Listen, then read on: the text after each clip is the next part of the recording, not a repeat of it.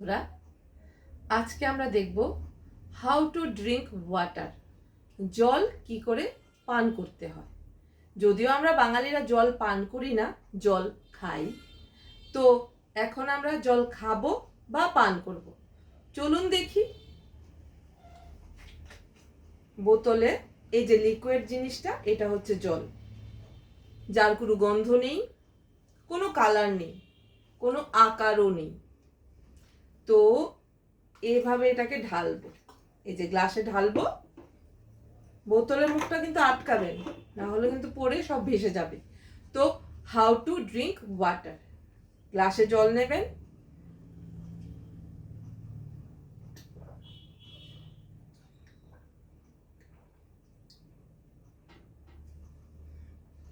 এটা এক ধরনের জল খাওয়া, ঠিক আছে, মানে জল পান করা।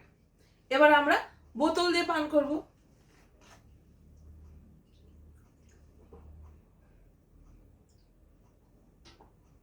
দেখলেন, গ্লাসে আবার জল পান করব অন্যরকম ভাবে। জল নেব,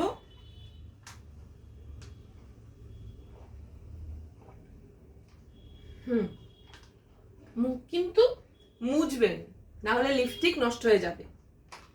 বড় বোতলেও জল খেতে পারেন বা পান করতে পারেন। কিন্তু একটু সাবধানে, বড় বোতলে ঢেলে জল খেতে গেলে শরীর ভিজে যায়। তো আপনারা এই কয়েকটি পদ্ধতিতে জল পান করতে পারেন। নমস্কার।